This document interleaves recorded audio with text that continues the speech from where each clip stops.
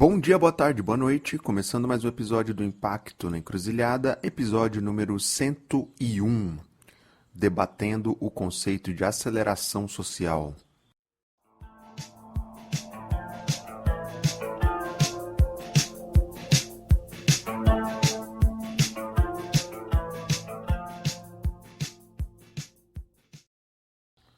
Bom, a ideia ou o conceito de aceleração social veio para ficar, né? Já parece ter virado quase que uma commodity no nosso setor.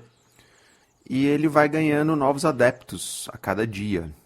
Eu, como entusiasta dessa ideia desde o início, me dei conta de que mal tivemos a oportunidade de debater o assunto.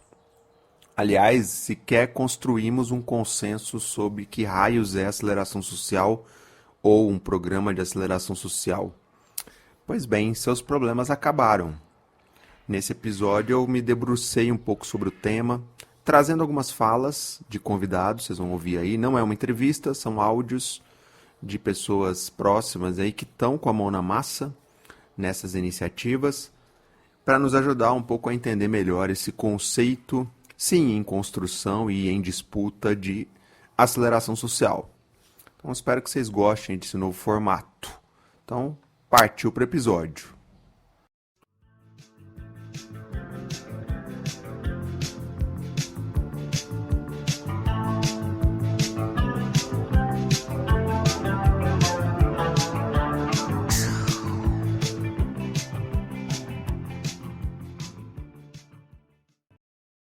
Bom, o primeiro ponto é, afinal, que raios é essa tal de aceleração social, né, que a gente tanto vê por aí? Ora, embora o conceito seja novo no nosso setor, conceito de aceleração social, cada vez mais a gente tem visto essas iniciativas por aí, né, que se denominam como um programa de aceleração social e afins, variações. Bom, o que era, sei lá, uns 10, 8 anos atrás, algo quase inexistente, hoje parece ter virado algo comum, ou estar virando algo comum. Mas afinal, a gente tem um entendimento único, ou certo consenso do que seria e o que não seria, né, uma aceleração social, aplicado sobretudo a organizações da sociedade civil e também eventualmente negócio de impacto. A gente tem um conceito sobre isso aqui no Brasil? Bom, eu comecei o episódio justamente tentando entender qual é o conceito. E aí aqui, longe de fazer uma revisão acadêmica, teórica, a ideia não é essa, né? Mas eu trago aqui 2 áudios de convidados aí. Um deles é o Rodrigo, da Fomenta, já passou por aqui, episódio 87, link na descrição para quem não ouviu. Compartilhando um pouco a compreensão da Fomenta, é um player que está com a mão na massa. E um outro, que é a Andréa Gomides, a fundadora do Instituto Eclos, uma organização do Rio, que a gente vai ouvir os dois aqui, convidados, ao longo do episódio, né, alguns áudios que eles compartilharam gentilmente, e eu costurei aqui na edição. Então, para começar, a gente escuta na sequência aí Rodrigo e Andréa, trazendo um pouco qual é a compreensão que Fomenta e Eclos têm desse conceito de aceleração social. Vamos ouvir os 2 áudios e na sequência eu comento aqui, eu destrincho um pouco a fala deles. Aceleração social, para a gente na Fomenta, é o processo de acelerar o amadurecimento de uma organização em aspectos de gestão em um curto espaço de tempo. Por meio de encontros virtuais com facilitadores próprios, assessorias e acompanhamento, a gente busca apoiar essas organizações para desenvolverem a gestão de pessoas, o marketing, a captação de recursos, que são tão fundamentais para que uma organização consiga gerar mais impacto social. Aceleradoras sociais são organizações com o objetivo de apoiar o desenvolvimento de iniciativas que geram impacto social, sejam as OSCs ou negócios sociais, através de capacitação, mentorias e oportunidades de acesso a investimento, sem nenhum custo para as iniciativas aceleradas e também sem participação societária. Já a aceleração social representa o processo desenvolvido pela aceleradora em conjunto com as organizações que participam do programa. No nosso caso, esse processo se concentra em 5 áreas-chave da organização: a gestão estratégica e operacional, projetos, comunicação, sustentabilidade financeira e tecnologia. Já no caso dos negócios, a nossa atenção fica mais voltada para o produto ou serviço que é oferecido e a parte de plano de negócios. Eu acredito que seja relevante enfatizar que um programa de aceleração não deve ser de curta duração, como, por exemplo, 3 meses. É fundamental que tenha um acompanhamento de longo prazo, permitindo que as iniciativas tenham essa oportunidade de efetivamente implementar os pontos que são discutidos durante as mentorias. Aqui no Instituto Eclos, nós trabalhamos com programas de aceleração que variam entre 6 a 9 meses, sendo que a gente gosta mesmo é quando tem 9 meses, que aí a gente tem mais tempo para conseguir atingir os objetivos da própria aceleração e melhorar, de fato, o desempenho das organizações, sejam elas as OS6 ou os negócios sociais. Bom, então, como ouvimos aí o áudio do Rodrigo e da Andréia, alguns comentários, a partir do que ambos trouxeram. Primeiro que, assim, está claro qual é a síntese, da ideia de aceleração social para OSCs, eventualmente também para negócio de impacto, que é acelerar o amadurecimento da gestão dessas organizações ou apoiar o desenvolvimento dessas organizações, e aí em várias frentes, varia de conforme cada organização que oferece esses programas, mas em geral, gestão e sustentabilidade econômica são temas recorrentes.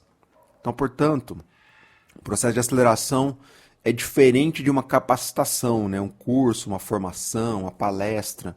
A lógica aqui é diferente, a lógica aqui é ir além de uma capacitação mais pontual e trazer a ideia da aceleração do mundo das startups, onde tem pelo menos 2 ingredientes fundamentais, gostemos ou não deles, que são o fator tempo, ou seja, tentar um programa de mais duração mais acelerada, na média aí 6 meses, e é considerado 9, para além de 9 meses, é considerado de longa duração, curioso isso, Mas enfim, um tempo mais curto, de 6 a 9 meses, e uma abordagem mão na massa, o que diferencia de uma certa capacitação mais tradicional, aqui é exercícios, atividades, ferramentas que são aplicadas ao contexto das organizações que participam dos programas, e também adicionando que, em geral, os programas têm acontecido de forma virtual, encontros virtuais, eventualmente com presencial quando possível, que potencializa bastante. Então pode ser virtual ou híbrido, recheado aí de mentorias, assessorias e tarefas, mão na massa para as organizações colocarem em prática o que elas estão vendo nesses encontros. Então, bom, acho que a gente já tem uma compreensão mais evidente do que seria a aceleração social aplicada a organizações da sociedade civil e a negócios de impacto, Então, acho que temos um conceito aqui para nos balizar aqui na conversa.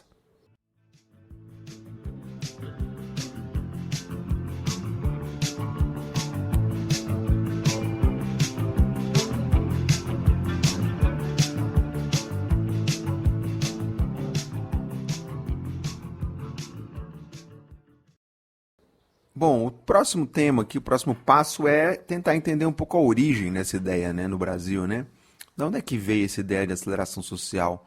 Lembrando aqui, abrindo um parênteses, nós vamos ter um próximo episódio aqui, onde a gente vai destrinchar a ideia do conceito de aceleração social do tempo, que é diferente do que a gente está chamando aqui de aceleração social, tá? É um pouco... Talvez as iniciativas de aceleração social, que é o tema desse episódio nosso aqui, talvez eles não tenham muita conexão com esse tema, com esse conceito de aceleração social do tempo, que vai ser tratado num próximo episódio aqui. Então, só para demarcar aqui a origem de aceleração social no nosso episódio aqui, ele bebe muito em programas de aceleração de startups, de negócios. É uma inspiração nessas iniciativas e adaptadas ao contexto de organizações de impacto social, sejam da sociedade civil, OSCs, sejam negócios de impacto. Então aí eu fui tentar pesquisar, entender, conversar e acabei chegando que identifiquei o Instituto Eclos, né, da Andrea, como sendo a organização pioneira no Brasil que passou a empregar esse termo de programas de aceleração social ou aceleração social. Então vamos ouvir então a Andrea aqui, contando um pouco de onde surgiu essa inspiração, onde é que ela foi buscar a referência ou a inspiração dessa ideia de que hoje chamamos de aceleração social. Então vamos lá. Em 2007, nasceu o Instituto Eclos e o nosso objetivo é bem claro, né, desde 2007 até hoje, que é de fortalecer organizações da sociedade civil e negócios de impacto social. Mas naquela época, nós éramos pequenos, oferecendo apoio muito individualizado às organizações que nos procuravam. Mas sempre mantivemos assim um olhar atento às tendências do mercado e à inovação. Foi quando a gente começou a perceber o funcionamento das aceleradoras de negócios, principalmente nos Estados Unidos. E daí surge a ideia de aplicar esse mesmo conceito ao setor social. Nós notamos que no Brasil não tinha ninguém atuando dessa maneira e nem em outros lugares do mundo. Por isso a gente criou o conceito da aceleradora social.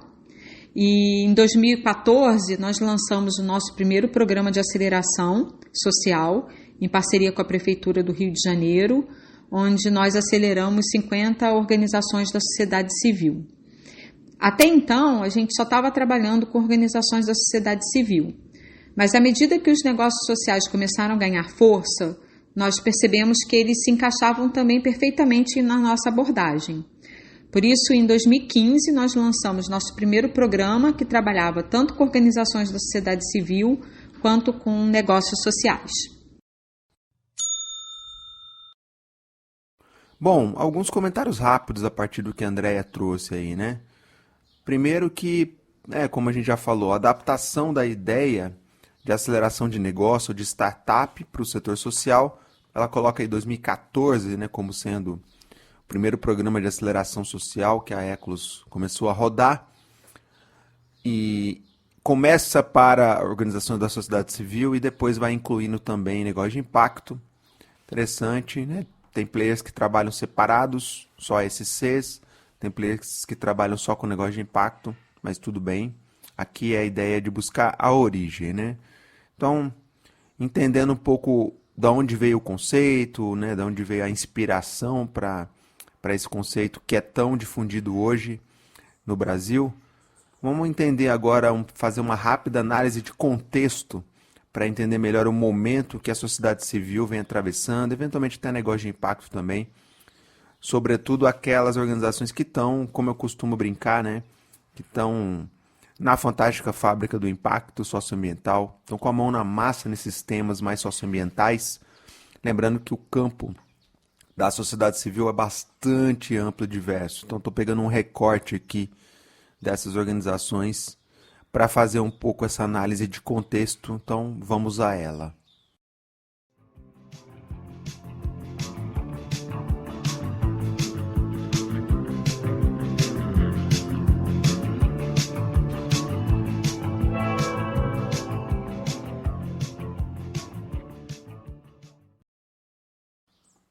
Bom, primeiro dizer que a adaptação do conceito de aceleração social à fantástica fábrica do impacto, ela tem, em geral, se dividiu em duas trilhas, né? Em geral, você tem a aceleração de negócios de impacto social e, geralmente, essa turma não se chama como aceleração social, em geral. Então, aí você tem players que fazem aceleração de negócio de impacto, como a Artemisa, por exemplo, né? Só para citar uma organização que já passou por aqui em episódios anteriores. Dentre tantos outros que oferecem, basicamente aqui é aceleração para negócio de impacto focada em venda, crescimento, né, estruturação, etc. E numa outra trilha que é a tal da aceleração social, que ela geralmente privilegia organizações da sociedade civil, mas a gente vê que isso não está escrito em pedra, né? A própria Eclos aqui, ela trabalha com esses dois players na mesma turma, né, de aceleração social. OSCs e negócio de impacto, esse mix que parece também encontrar bons resultados aí. Então, só para dizer que aquela ideia de adaptação da aceleração das startups, digamos, convencionais, quando ela é adaptada à nossa fantástica fábrica do impacto, ela se subdivide, digamos assim, em duas correntes, ou duas frentes. Uma é a aceleração de negócio de impacto, digamos, mais puro sangue. Tem aí a Artemisia, o Quintessa e tantos outros players fazendo. E essa galera, em geral, não chama isso que elas oferecem como aceleração social. Se chama como programa de aceleração de negócio de impacto mesmo e nomes derivativos daí. E uma segunda frente que é voltada preferencialmente para organizações da sociedade civil, para ONGs, e aí se chama de aceleração social, ainda que, como a Ecos faz, mistura OSCs e negócio de impacto na mesma turma de aceleração social. Então, só para trazer um pouco esse contexto que eu acho que é importante demarcar aqui, né? A origem do conceito e como que ela se subdividiu ou, entre aspas, se especializou aqui na nossa área de atuação. Agora, olhando mais especificamente para a análise de contexto, mais para a realidade das OSCs, né, das organizações da sociedade civil, bom, para deixar claro, tem muitas maneiras de fazer análise de contexto, análise de conjuntura, né? Eu vou deixar de lado aspectos políticos e agenda pós-pandêmica, que a gente ainda está lidando como sociedade, e vou me concentrar em outros aspectos aqui. Basicamente, eu trago 5, tá? Primeiro, as OSCs como organizações que têm se tornado multitarefas, né? Então, essa é uma variável que está presente cada vez mais, né? As organizações têm que prestar um bom serviço, um bom atendimento, tem que dominar bem o tema, o problema socioambiental, o território, tem que enfrentar bem essas agendas e tem que ter processos de gestão cada vez mais eficientes, tem que ter uma boa comunicação para dentro e para fora, etc. Ou seja, cada vez mais elas precisam ser multitarefas. E isso está longe de ser trivial, né? O primeiro contexto é esse. O segundo é, cada vez mais as OSCs são percebidas como negócios. Em outras palavras, elas precisam desenvolver bons modelos de negócio, precisam caminhar nessa direção, para além do desafio crônico de captar recursos, de sustentabilidade econômica, agora elas também precisam encontrar um modelo de negócio viável, se é que isso é possível, em alguns casos não é possível. Já falamos sobre isso aqui em outros episódios. Um outro contexto, um terceiro, é que as organizações precisam estar muito conectadas, ter uma presença forte no mundo virtual. Então, além de ter uma presença no ambiente real, né, sólida, ela também tem que construir uma presença digital e virtual forte. E isso não é pouca coisa. Uma quarta variável que é ser considerada é as organizações com narrativas redondas ou empacotadas. E isso dialoga com uma boa teoria de mudança, né? Na prática, em outras palavras, é a OSC se colocando como um produto em si, né? Ela tem um bom produto e uma boa narrativa que empacota o seu produto, que é a própria organização, né? Por último, a quinta variável é a agenda do compliance, de governança, né? Então, as OSCs são pressionadas a ter compliance e governança de primeira linha, de mundo corporativo. Só que não é bem assim na prática, isso custa, né? E muitas vezes ela não tem estrutura, nem recurso para lidar com isso. E ao não lidar bem com isso, ela vai ter mais dificuldade de captar recursos, de acessar outras fontes de recurso.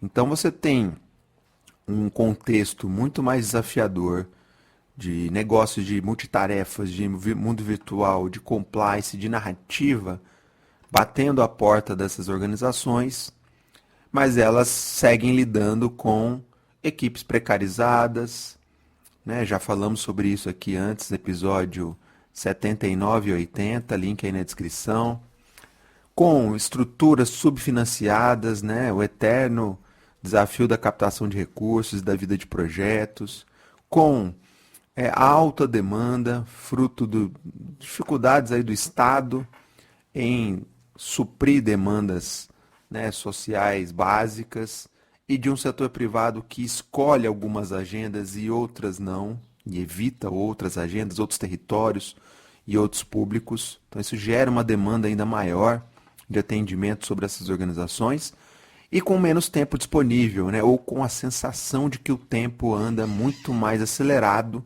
De novo, parênteses, sobre esse ponto específico de noção de um tempo acelerado, falaremos num próximo episódio sobre a ideia de aceleração social do tempo, tá?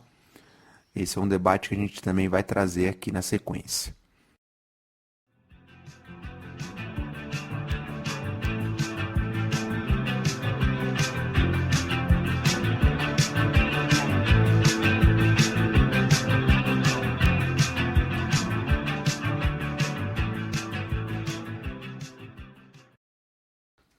Bom, então esse é um pouco do contexto, né? E aí eu pedi para os nossos convidados, para a gente fechando aqui, que é trazer um pouco quais limites eles enxergam na aplicação do conceito de aceleração social nas iniciativas que eles têm conduzido, tanto aí no Eclos quanto na Fomenta.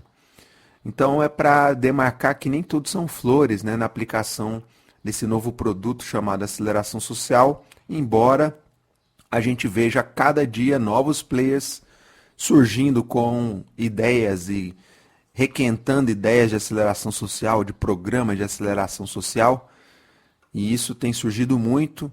Falaremos um pouco mais aqui para fechar nessa questão dos limites. Então vamos ouvir novamente duas falas na sequência, do Rodrigo e da Andréia, e depois eu comento aqui um pouco do que eles trazem. O primeiro limite que a gente observa nos programas de aceleração que a Fomenta realiza é o de que as organizações precisam reconhecer e ter consciência da importância da gestão para o resultado que ela gera. Sem essa consciência, dificilmente as ferramentas, os temas discutidos, os conceitos novos vão ser implantados no dia a dia e gerar alguma mudança. Um outro ponto é sobre o tamanho das organizações. Uma organização que tem só voluntários ou até 10, 20 funcionários é muito diferente de uma organização que tem 500 funcionários. Então, quando a gente pega programas onde temos ali 2, 3 pessoas participando, a mudança que se espera dentro de uma organização maior, ela vai acontecer numa velocidade diferente e muitas vezes ela vai se propagar também até um certo limite, já que não é um programa onde todos os funcionários estão participando, né? Por último, outro limite que a gente observa é que há externalidades que a gente não controla. Então, durante um programa que tem curta duração, onde a organização está participando ali em 6 meses, 7 meses, ela pode perder a sede dela, pode acontecer um desastre, pessoas importantes da equipe podem sair, e isso acaba afetando de alguma forma toda a mudança que estava sendo construída a partir de um programa, né? Então, eventos externos acontecem, não há como a gente controlar, e isso pode afetar completamente o resultado de uma mudança em uma organização. Em relação a essa questão dos limites, eu diria que é algo realmente complexo para falar, porque eu acredito muito mais no impacto social, nessa importância do impacto social, para além da forma, modelo, conceitos, etc. Mas tem algumas coisas que têm me preocupado ultimamente que eu gostaria aqui de compartilhar. Primeiro, é a utilização do termo de aceleração para programas de capacitação. Então, a aceleração é algo muito mais profundo. Precisa ser entendida a realidade da organização, dar a mão, cocriar. É muito mais do que compartilhar um conteúdo teórico, né, que é muito próprio das capacitações. O segundo ponto que eu acho importante também ressaltar são programas que são conduzidos apenas por colaboradores de empresas que não possuem conhecimento na área social. Nós temos que pensar que o setor social tem características muito próprias e exige um entendimento aprofundado para que a gente consiga orientar as organizações de uma maneira adequada. Por exemplo, nós já trabalhamos com uma organização que foi orientada a adotar um orçamento base zero. Um orçamento base zero pode ser excelente para uma grande empresa, mas para uma organização da sociedade civil que mal possui um orçamento, pode ser algo muito excessivo, complexo e que talvez não seja necessário naquele momento. É claro que os voluntários corporativos são valiosos e contribuem muito, mas precisa fazer parte de uma equipe que traga também esse conhecimento específico do setor de impacto. Praticamente em todos os nossos programas de aceleração, nós contamos com voluntários corporativos, né? E essa mistura, né, é muito benéfica para a própria organização. É aquele olhar mais corporativo e o olhar social dos nossos mentores, e a gente juntando, né, conhecimento, a gente vai conseguir de fato ajudar muito mais as organizações. Mas eu traria esse alerta para programas que são conduzidos apenas por colaboradores das empresas. E o terceiro ponto, que talvez espero que vocês consigam entender aqui a minha linha de raciocínio, né, que é a chegada de novas aceleradoras, mas que seguem o mesmo modelo de quem já está trabalhando no mercado. É claro que se a gente pensar no tamanho da oportunidade, né, o número de organizações da sociedade civil que tem, o número de negócios sociais, certamente teria espaço para muito mais aceleradoras. Mas nós temos que pensar que o modelo da aceleradora social é um modelo que depende de doações das empresas, que são recursos limitados, né, são recursos que estão aí destinados ao investimento social privado. E eu penso que tem tanto problema social no Brasil que mais do que você criar uma aceleradora semelhante a uma que já existe, por que não pensar nesses problemas sociais e ter ideias mais criativas? Quando eu falei que eu espero que eu seja entendida, que não é que eu queira fechar o mercado, né? Só vão ficar esses players aqui, não pode entrar ninguém novo. Não, não é isso. A questão é não entrar um novo ator fazendo exatamente a mesma coisa, né? Fazendo mais do mesmo. Aqui na Eclus a gente tem essa preocupação de sempre inovar, né? De ficar pensando formas diferentes de fazer a mesma coisa, mas trazendo mais tecnologia, trazendo mais criatividade, ajudando mais as organizações. Então, acho que o desafio é esse, né, para esses novos entrantes, né, como fazer diferente, né, como que você traz uma forma de ajudar e de compartilhar conhecimento com as organizações que não seja exatamente igual a que outras aceleradoras já estejam fazendo, né? Eu acho que o ponto de atenção aqui é não transformar um oceano azul em um oceano vermelho, né? E daqui a pouco as empresas começam a abrir RFPs e a gente começa a brigar por preço, né? Que eu acho que não é saudável para o setor de impacto e acho que não é isso que se espera, né? Temos tantos problemas sociais para resolver, por que a gente vai resolver um problema que já está sendo resolvido por outras organizações?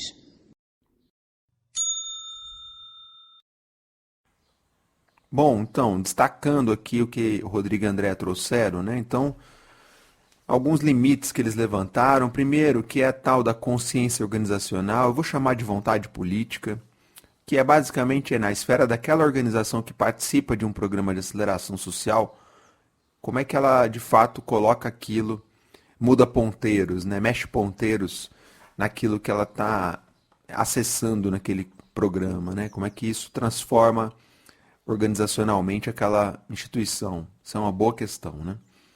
Um segundo limite é o tamanho e o porte da organização, né? Então, quanto maior a organização, quanto maior a estrutura dela, tende a ser mais lento e mais limitado para os impactos do programa percolar para dentro da organização. Isso é um fator importante também, né?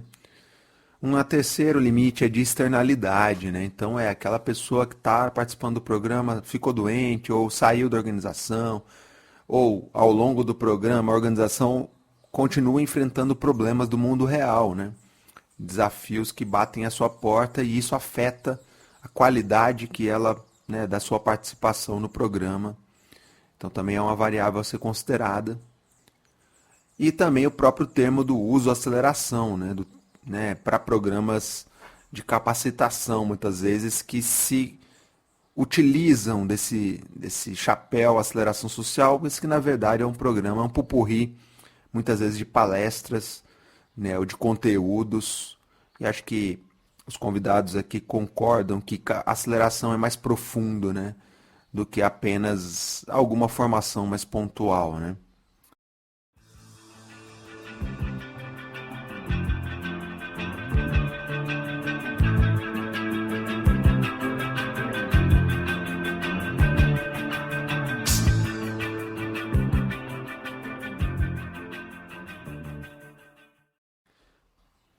que também veio aqui à tona a condução do programa de aceleração social majoritariamente por voluntários de empresas parceiras ou cofinanciadoras, né?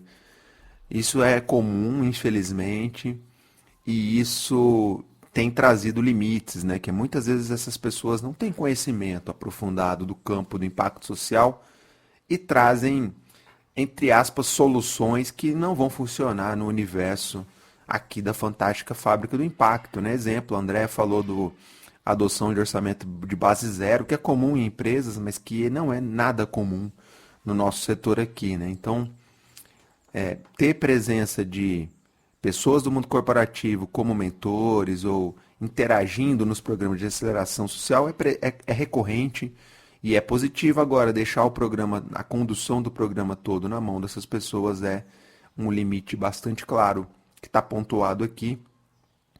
E um outro comentário que eles trouxeram é a questão dos novos players, né, que estão chegando e copiando e colando quem já está atuando nesse mercado. Ok, sempre há espaço para mais players, o mercado não está fechado em si, né? Mas o modelo de negócio desses programas de aceleração social depende basicamente de recursos do setor privado e do investimento social privado. Então, na prática, mais players vão pescar nesse mesmo aquário e disputar, né, esses poucos recursos aqui.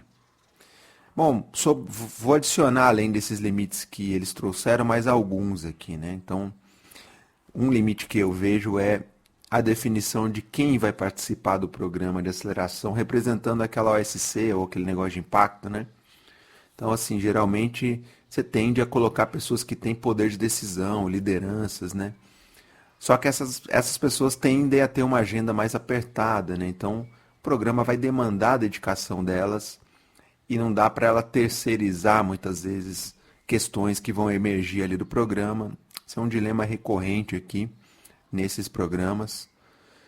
Uma outra questão que eu vejo de limite é a questão da competição, que parte do próprio investimento social privado estimula entre players que estão ofertando esse tipo de programa, né, de aceleração social. Afinal, né, para um instituto ou uma fundação é mais interessante ter vários players possíveis e escolher o que apresenta, né, o melhor custo-benefício. Esse é, de fato, o papel de um instituto ou de uma fundação ao estimular essas agendas? Não sei, eu tenho visto alguns movimentos bastante equivocados nesse sentido por parte desse setor de investimento social privado, que no final ele está buscando, é quase como estimular uma canibalização entre organizações que estão ofertando aceleração social, e o que o sonho de alguns institutos e fundações é internalizar o programa, um pouco o seu modus operandi, né? Executar os seus próprios projetos, e aí ele tende a criar o seu próprio projeto de aceleração social e internalizar isso. Isso para mim é um equívoco, tá?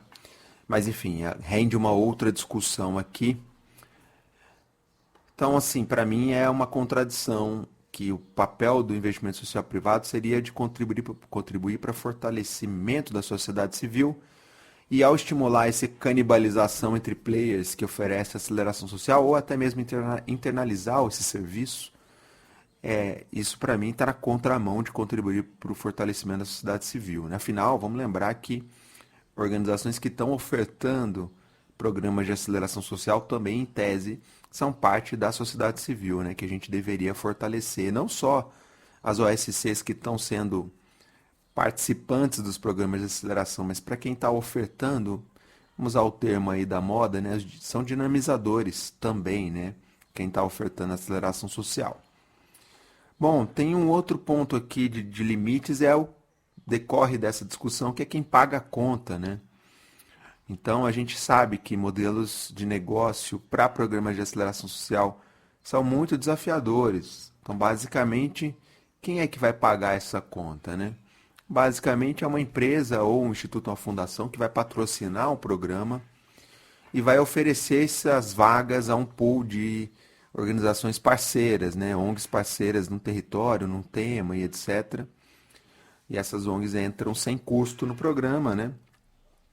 E há outro cenário que eu não tenho visto, é o cenário de oferecer essas vagas para OSCs que vão pagar para fazer parte dessas iniciativas. Acho que esse cenário eu não tenho visto ainda. Não sei se ele vai virar uma realidade ou não, mas obviamente se virar, traz outros limites daí, né? Que você tende a privilegiar OSCs que podem pagar e aquelas com mais dificuldade financeira ficam limitadas.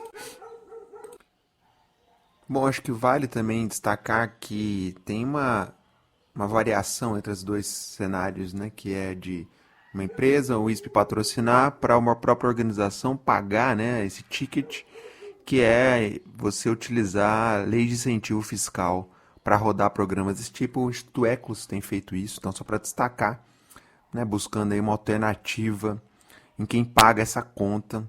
Afinal, esse é um desafio muito claro aqui, né, nesses programas. Por último, para fechar, o limite é, gente, inovação, né? Então, para mim, isso hoje é um fator limitante. Todo mundo que está chegando nesse oceano de aceleração social está copiando e colando o que já existe, sendo que a gente poderia inovar, né? E a gente vai falar um pouquinho mais para fechar sobre para onde vão esses programas.